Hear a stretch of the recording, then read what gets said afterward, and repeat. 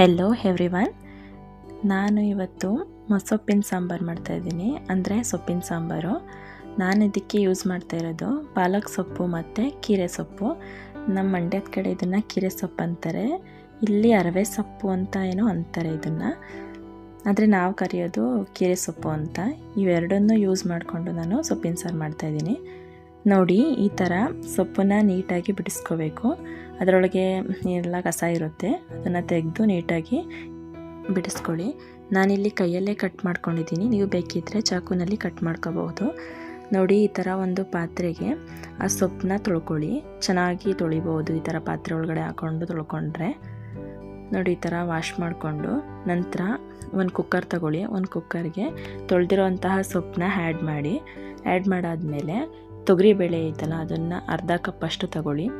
ಅರ್ಧ ಕಪ್ಪಷ್ಟು ತೊಳೆದು ಚೆನ್ನಾಗಿ ಅದಕ್ಕೆ ಆ್ಯಡ್ ಮಾಡಿ.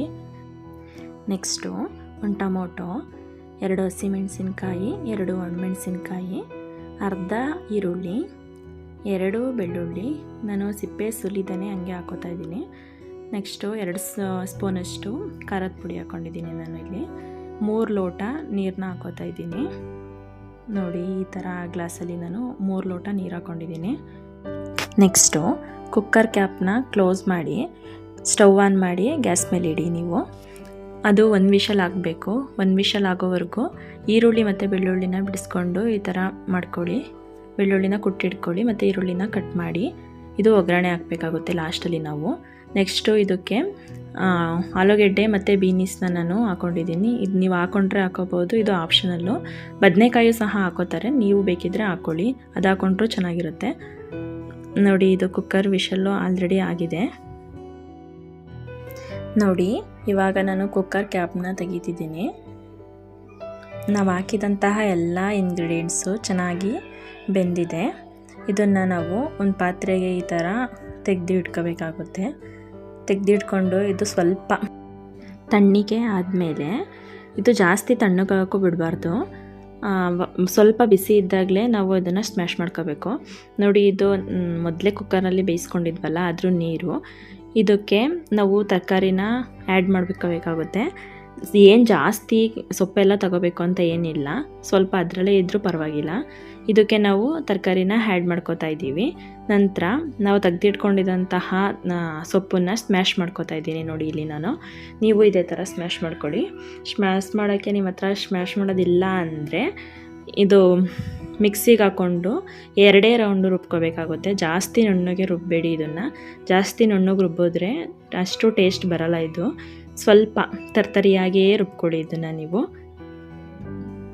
ನೋಡಿ, ಈ ಥರ ಸ್ಮ್ಯಾಶ್ ಮಾಡಿಕೊಂಡು, ಜಾಸ್ತಿ ಸ್ಮ್ಯಾಶ್ ಮಾಡೋದೇನು ಬೇಕಿಲ್ಲ, ಸ್ವಲ್ಪ ತರ್ತರಿಯಾಗಿ ಸ್ಮ್ಯಾಶ್ ಮಾಡ್ಕೊಳ್ಳಿ. ಇದನ್ನು ಈ ಥರ ಸ್ಮ್ಯಾಶ್ ಮಾಡ್ಕೊಂಡಾದಮೇಲೆ ನಾವು ಕುಕ್ಕರ್ಗೆ ಆಗಲೇ ತರಕಾರಿನ ಹಾಕ್ಕೊಂಡಿದ್ದೋ ಅದೇ ನೀರಿಗೆ ಆ ತರಕಾರಿ ಅರ್ಧ ಬೆಂದಮೇಲೆ ಇದು ನಾವು ಸ್ಮ್ಯಾಶ್ ಮಾಡ್ಕೊಂಡಿದ್ದಂತಹ ಸೊಪ್ಪನ್ನು ಅದಕ್ಕೆ ಆ್ಯಡ್ ಮಾಡ್ಕೋಬೇಕಾಗುತ್ತೆ.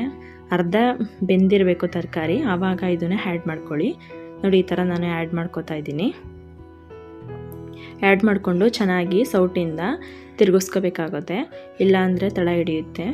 ನೋಡಿ, ಈ ಥರ ತಿರುಗಿಸ್ಕೊಂಡಾದಮೇಲೆ ಏನಾದರೂ ಸಾಂಬಾರು ಗಟ್ಟಿ ಅನಿಸಿದ್ರೆ ಇನ್ನೂ 1 ಲೋಟ ನೀರು ಹಾಕ್ಕೊಂಡು ನಿಮ್ಗೆ ಯಾವ ಹದ ಬೇಕಾಗುತ್ತೆ ಆ ಹದಕ್ಕೆ ನೀರನ್ನ ಆ್ಯಡ್ ಮಾಡ್ಕೊಳ್ಳಿ. ನಾನು ಈ ಥರ ಆ್ಯಡ್ ಮಾಡ್ಕೊಂಡಿದ್ದೀನಿ. ನಂತರ ರುಚಿಗೆ ತಕ್ಕಷ್ಟು ಉಪ್ಪು ಹಾಕ್ಕೊಳ್ಳಿ. ರುಚಿಗೆ ತಕ್ಕಷ್ಟು ಉಪ್ಪು ಹಾಕ್ಕೊಂಡಾದಮೇಲೆ ಒಂದು ಬಾಣಲಿಗೆ ಸ್ವಲ್ಪ ಎಣ್ಣೆ ಬಿಟ್ಟು, ಎಣ್ಣೆ ಆದಮೇಲೆ ಜೀರಿಗೆ, ಸ್ವಲ್ಪ ಸಾಸಿವೆ, ನೆಕ್ಸ್ಟು ಈರುಳ್ಳಿ, ಬೆಳ್ಳುಳ್ಳಿ, ಕರಿಬೇವಿನ ಸೊಪ್ಪು ಹಾಕ್ಕೊಂಡು ಒಗ್ಗರಣೆ ಮಾಡ್ಕೊಳ್ಳಿ. ಆ ಒಗ್ಗರಣೆ ಮಾಡ್ಕೊಂಡಿದ್ದಾದಮೇಲೆ ಅದನ್ನು ಸಾಂಬಾರಿಗೆ ಸೇರಿಸಾದ್ಮೇಲೆ ಆ ಸಾಂಬಾರನ್ನೇ ತಗೊಂಡು ಮತ್ತೆ ಒಗ್ಗರಣೆ ಮಾಡಿದಂತಹ ಪಾತ್ರೆಗೆ ಹಾಕ್ಕೊಳ್ಳಿ. ಒಗ್ಗರಣೆ ಮಾಡಿದಂಥ ಪಾತ್ರೆಗೆ ಹಾಕ್ಕೊಂಡ್ರೆ ಒಗ್ಗರಣೆ ಮಾಡಿದಂತಹ ಟೇಸ್ಟು ಚೆನ್ನಾಗಿ ಸಾಂಬಾರಿಗೆ ಹಿಡಿಯುತ್ತೆ. ಆವಾಗ ಸಾಂಬಾರು ಚೆನ್ನಾಗಿ ಟೇಸ್ಟ್ ಇರುತ್ತೆ ಸಾಂಬಾರು. ನೋಡಿ, ನಾನು ಈ ಥರ ಸಾಂಬಾರಿಗೆ ಒಗ್ಗರಣೆ ಹಾಕ್ಕೊಂಡಿದ್ದೀನಿ. ಒಗ್ಗರಣೆ ಹಾಕ್ಕೊಂಡ್ಮೇಲೆ ನೋಡಿ, ಈ ಥರ ಚೆನ್ನಾಗಿ ಕಲಿಸ್ಕೊಳ್ಳಿ. ಸ್ವಲ್ಪ ಹೊತ್ತು, ಒಂದು 5 ನಿಮಿಷ ಅದನ್ನೇ ಬೇಯೋಕ್ಕೆ ಬಿಡಿ. 5 ನಿಮಿಷ ಚೆನ್ನಾಗಿ ಬೆಂದಮೇಲೆ ನೋಡಿ, ಈ ಥರ ಆಗಿದೆ. ಚೆನ್ನಾಗಿದೆ ನೋಡಿ, ಈ ಥರ ಮಾಡಿದ್ರೆ ಟೇಸ್ಟು ಮಾತ್ರ ಸಖತ್ತಾಗಿರುತ್ತೆ. ಇದನ್ನು ನಾವು ಮುದ್ದೆ ಜೊತೆ ಸರ್ವ್ ಮಾಡ್ಕೊಂಡು ತಿಂದರೆ ಸಖತ್ತಾಗಿರುತ್ತೆ. ನೀವು ಸಹ ಮನೆಯಲ್ಲಿ ಟ್ರೈ ಮಾಡಿ ನೋಡಿ, ಟೇಸ್ಟ್ ಹೇಗೆ ಬಂತು ಅಂತ ಕಮೆಂಟ್ ಮಾಡಿ ನನಗೆ. ಮನೇಲಿ ಟ್ರೈ ಮಾಡಿದ್ರೆ ತಾನೇ ನಿಮಗೂ ಗೊತ್ತಾಗೋದು ಇದು ಚೆನ್ನಾಗಿರುತ್ತಾ ಚೆನ್ನಾಗಿರಲ್ವಾ ಅಂತ. ಮನೇಲಿ ಒಂದು ಸಲ ಟ್ರೈ ಮಾಡಿ ಮುದ್ದೆ ಜೊತೆ ತಿನ್ನಿ. ಮುದ್ದೆ ಜೊತೆನೂ ತಿನ್ಬೋದು, ಅನ್ನದ ಜೊತೆನೂ ಚೆನ್ನಾಗಿರುತ್ತೆ. ನಾನಿಲ್ಲಿ ಮುದ್ದೆ ಜೊತೆ ಸರ್ವ್ ಮಾಡಿಕೊಂಡು ತಿಂತಿದ್ದೀನಿ. ತುಂಬ ಚೆನ್ನಾಗಿರುತ್ತೆ. ನೋಡಿ, ಟ್ರೈ ಮಾಡಿ, ಟೇಸ್ಟ್ ಮಾಡಿ. Thank you. ಮತ್ತು ಇದು ನಿಮ್ಗೆ ಇಷ್ಟ ಆಗಿದ್ದರೆ ಈ ರೆಸಿಪಿ ಸಬ್ಸ್ಕ್ರೈಬ್ ಮಾಡಿ ನನ್ನ ಚಾನಲ್ನ. Thank you.